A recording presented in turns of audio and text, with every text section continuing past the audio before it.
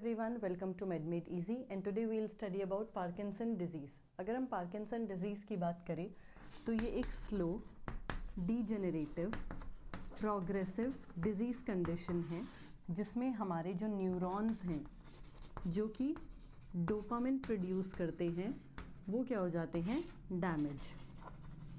अब इसका कॉज कुछ भी हो सकता है। अब देखिए, अब अगर ये डैमेज हो जाएंगे तो इससे डोपामिन का लेवल क्या हो जाएगा, डिक्रीज़। अगर हम एक ग्राफ की बात करें, जैसे ये डोपामिन है और ये एसिटाइल कोलिन है, ठीक है, और ये है हमारा डोपामिन।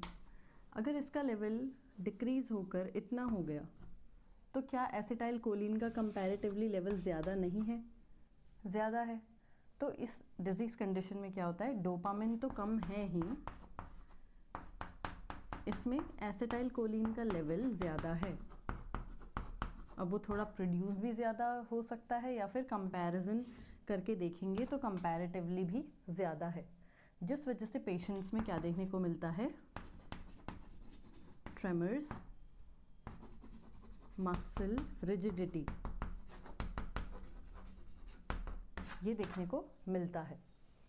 अगर हम बात करें कि डोपामिन प्रोड्यूस कहाँ से होता है, अगर हम उसकी बात करें, ये काइंड ऑफ पैथोफिजियोलॉजी में भी इंक्लूडेड है।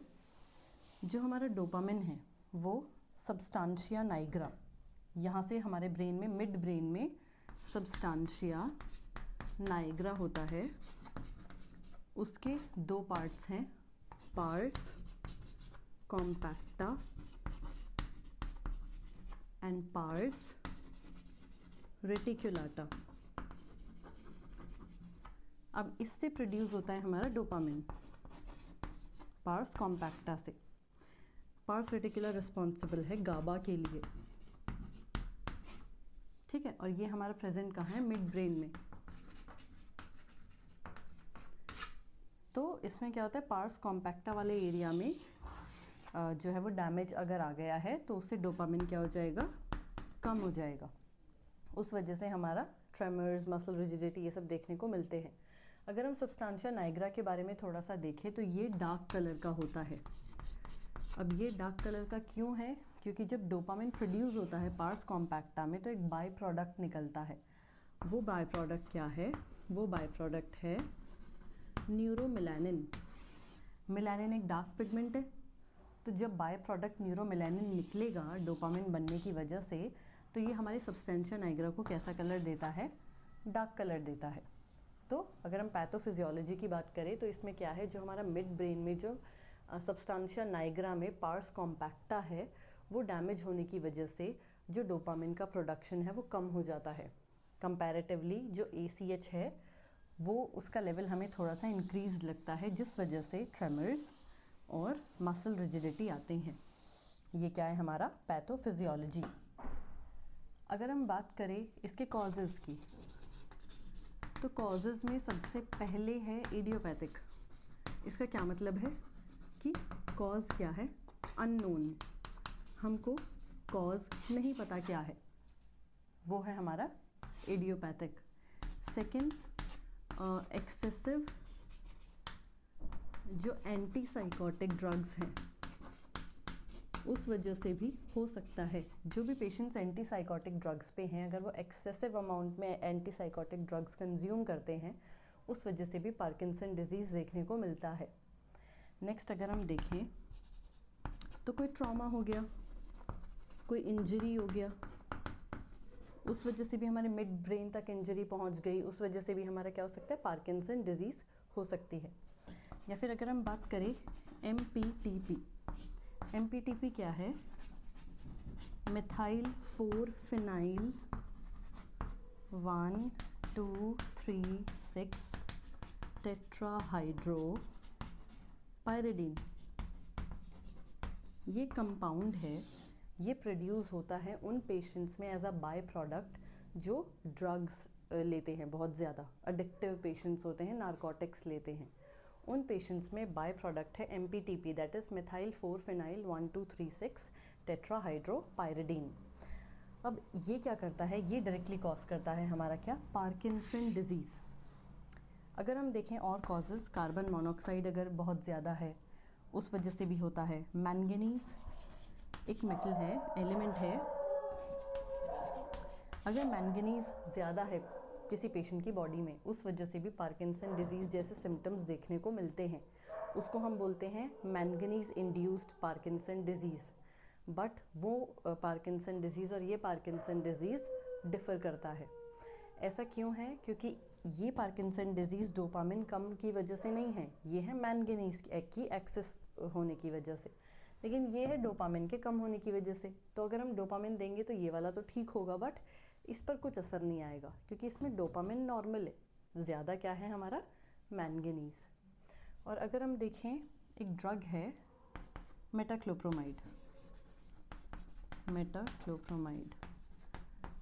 ये ड्रग की वजह से भी इस ड्रग की वजह से भी पार्किंसन डिजीज़ होती है। अगर हम इस ड्रग की एक खास बात करें, मेटाक्लोप्रोमाइड जो है वो ड्रग ऑफ चॉइस है हाइपर एमेसिस ग्रेविडेरम में। हाइपर एमेसिस ग्रेविडेरम क्या होता है? कोई भी प्रेग्नेंट फीमेल जिसको बहुत ज़्यादा एक्सेसिव नॉजिया एंड वॉमिटिंग है, उन केसेस में हम क्या रेकमेंड करते हैं? मेटाक्लोप्रोमाइड। और अगर मेटाक्लोप्रोमाइड बहुत ज़्यादा कंज्यूम हुआ है तो उस वजह से भी पार्किंसन डिजीज़ कॉज हो सकता है। नेक्स्ट अगर हम इसकी बात करें साइन एंड सिम्टम्स की, साइन एंड सिम्टम्स में बेसिकली एक बहुत इम्पॉर्टेंट ट्रायड है। अगर हम साइन एंड सिम्टम्स देखते हैं तो एक ट्रायड है जो कि बहुत ज़्यादा ज़रूरी है, वो है TRB। T for tremors, R for rigidity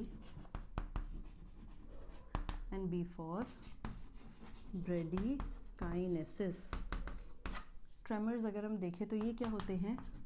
involuntary repetitive movements, involuntary repetitive movements होते हैं। अगर हम एक ख़ास बात करें, इसमें हमें एक ख़ास ट्रेमर देखने को मिलता है जिसको हम बोलते हैं pin rolling tremors. Pin rolling tremor क्या होता है? इसमें आपको जो पेशेंट है वो दिखेगा कि नॉर्मल है, शांत है, कुछ नहीं कर रहा है, बस उसके जो हाथ है उसकी मूवमेंट कुछ ऐसी होती है जैसे हाथों के बीच में कोई पिन रोल कर रहे हैं, ऐसी मूवमेंट होती है। जैसे पेशेंट बैठा है, बस आपको ऐसे दिखेगा, हाथों की मूवमेंट दिखती है। ये क्या है? हमारा पिन रोलिंग ट्रेमर्स। अगर हम रिजिडिटी की बात करें, रिजिडिटी इंक्रीज़ होना मसल की, मतलब मसल की टोन इंक्रीज़ होना, मसल की टोन बढ़ गई है, उस वजह से क्या होता है? हमें न्यूकल रिजिडिटी देखने को मिलती है। न्यूकल रिजिडिटी मेनिंजाइटिस के केस में भी दिखती है कि जब हम पेशेंट को नेक फ्लेक्स करने के लिए कहते हैं तो बहुत पेन होता है, ये क्या है? Nuchal rigidity.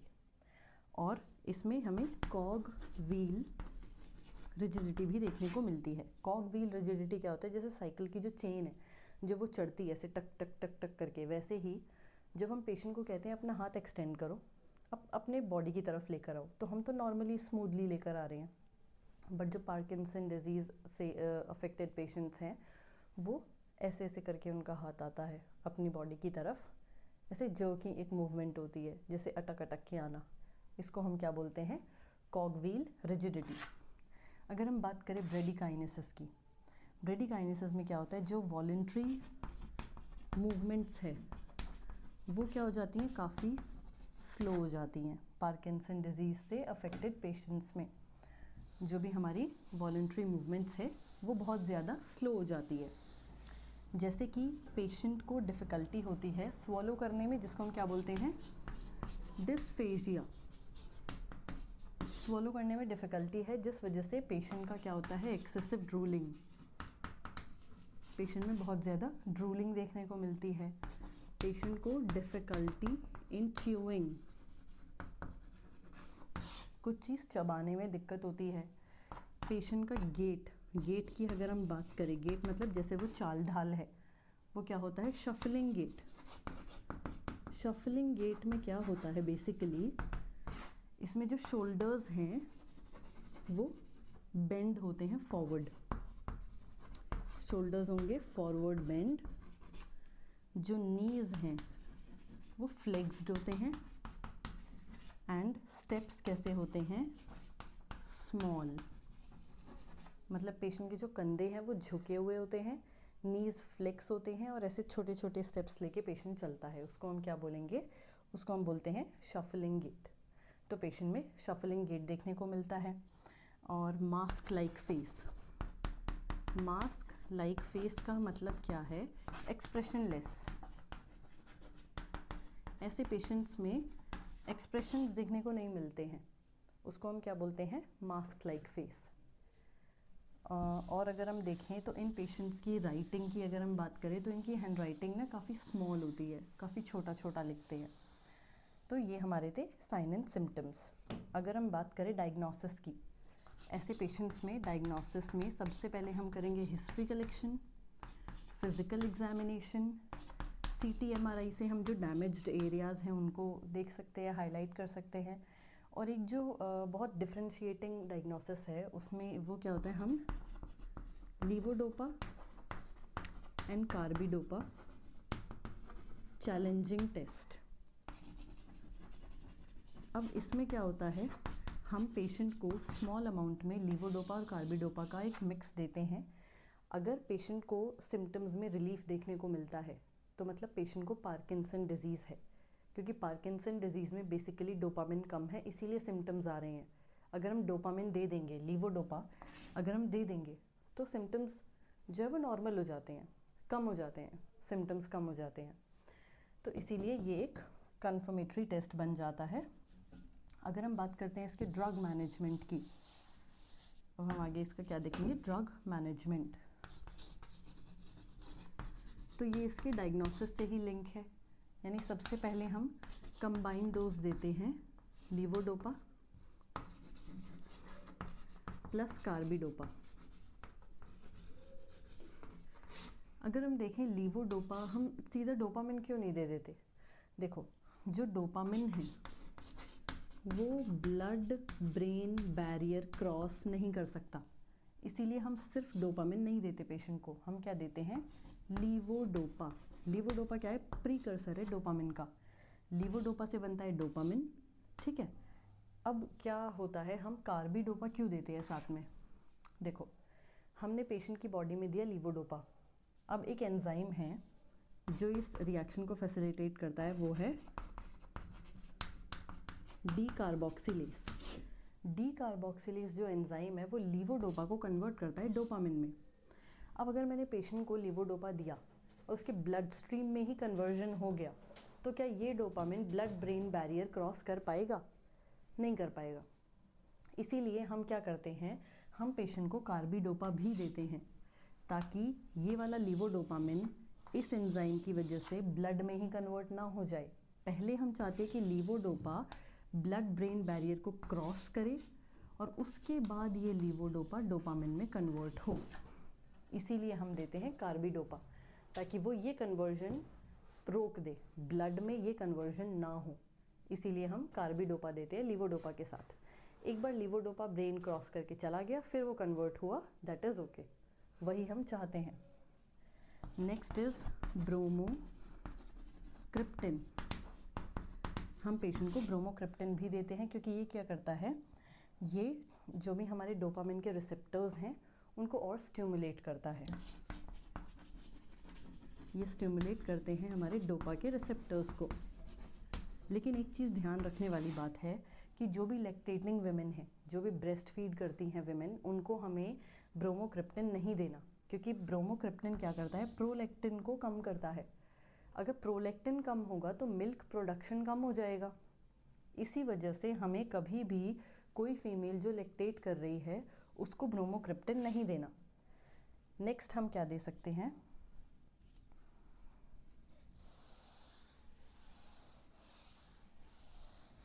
नेक्स्ट अगर हम थर्ड ड्रग देखें तो दैट इज रोपिनिरोलिन, ठीक है, ये भी हम दे सकते हैं। और अमेंटिडिन, ये भी हम पेशेंट को दे सकते हैं। अगर हम देखें रोपिनिरोलिन, ये हम देते हैं रेस्टलेस लेग सिंड्रोम के केस में, लेकिन ये भी हमारा क्या करता है, स्टिमुलेट करता है डोपा के रिसेप्टर्स को, ये भी डोपा के रिसेप्टर्स को स्टिमुलेट करता है। अमेंटाडिन भी जो हमारे डोपा के रिसेप्टर्स हैं उसको स्टिमुलेट करता है, और ये एंटी पार्किंसन ड्रग है, ठीक है। रोपनेरोलेन, अमेंटाडिन। नेक्स्ट अगर हम बात करें तो अब हमारी जो 2 ड्रग्स हैं जिसके बारे में हम पढ़ेंगे, ये वो 2 एंजाइम पे बेस्ड है जो हमारे डोपा को ब्रेक डाउन करती है। COMT, that is catechol O methyl transferase inhibitor. अगर हम इसका एग्जाम्पल देखें तो इसका एग्जाम्पल है एंटाकेपोनी एंड टोल कैपोनी। अगर हम देखें COMT inhibitor, that is catechol O methyl transferase inhibitor. Catechol O methyl transferase ये वो एंजाइम है जो डोपामिन को ब्रेक करता है। अगर हम इसको इनहिबिट कर देंगे तो डोपामिन का ब्रेक डाउन नहीं होगा, जिससे डोपामिन का लेवल नॉर्मल हो जाएगा। तो इसीलिए हम ये वाली ड्रग भी पेशेंट को देते हैं। इसके एग्जाम्पल हैं एंटाकेपोने एंड टॉल कैपोने। अगर हम 6 देखें, माओ इनहिबिटर्स। माओ इनहिबिटर्स, माओ क्या है? Mono amino oxidase. इसका एग्जाम्पल है आइसोकार्बाजिड। जो ये माओ एंजाइम है, मोनो अमीनो ऑक्सीडेज, ये भी क्या करता है? हमारे डोपामिन का ब्रेक डाउन करता है। इसीलिए अगर हम इसे इनहिबिट करेंगे तो वो ब्रेक डाउन नहीं होगा, जिस वजह से डोपामिन का लेवल क्या हो जाएगा? नॉर्मल, ठीक है। इसीलिए हम माओ इनहिबिटर्स देते हैं। इसका एग्जाम्पल है आइसोकार्बाजिड। अब ये ड्रग देने के टाइम पे एक चीज़ ध्यान देनी है कि जो हमारी टायरामिन वाले जो भी फूड प्रोडक्ट्स हैं जिनमें भी हमारा क्या प्रेजेंट है?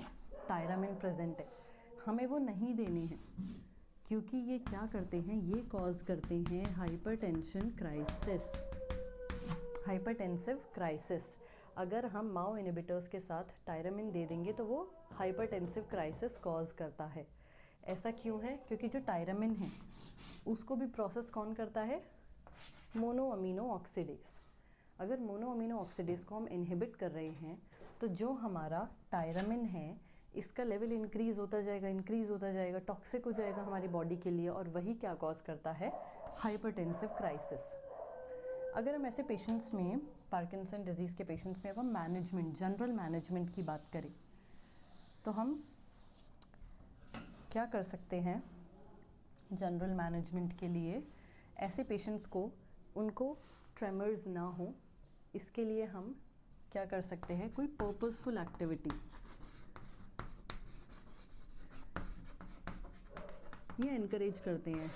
कोई पर्पसफुल एक्टिविटी करो, जैसे कोई बॉल पास करो, माइल्ड एक्सरसाइज करो। इससे क्या होता है? ट्रेमर्स कम होते हैं। अगर एक्सरसाइज करने के लिए बोलते हैं, हमें मेक श्योर करना है कि पेशेंट को हमें इन बिटवीन रेस्ट पीरियड्स देने हैं। हमें स्ट्रेस पेशेंट को नहीं देना है, स्ट्रेस रिड्यूस करना है, एंजाइटी रिड्यूस करनी है। ऐसे जो भी पेशेंट्स उसमें जो vitamin B6 and protein rich diet है वो नहीं देनी, क्योंकि vitamin B6 and protein drug की एब्जॉर्प्शन को कम करता है।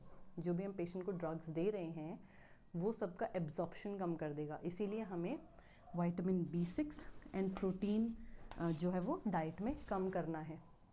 ऐसे पेशेंट्स में हमें मेक श्योर करना है उनका एयरवे ऑब्स्ट्रक्शन ना हो सलाइवा से, ठीक है, ड्रूल से, इन सब से क्या हो? ऑब्स्ट्रक्शन ना हो एयरवे का। हमें पेशेंट को एनकरेज करना है एक्टिविटी के लिए, लेकिन फोर्स नहीं करना। कोई भी एक्टिविटी के लिए हमें पेशेंट को फोर्स नहीं करना। तो ये सब चीज़ें थी हमारे पार्किंसन डिजीज़ के बारे में। I hope you understood it well, and if you have any doubt you can drop it in the comment box. Thank you so much.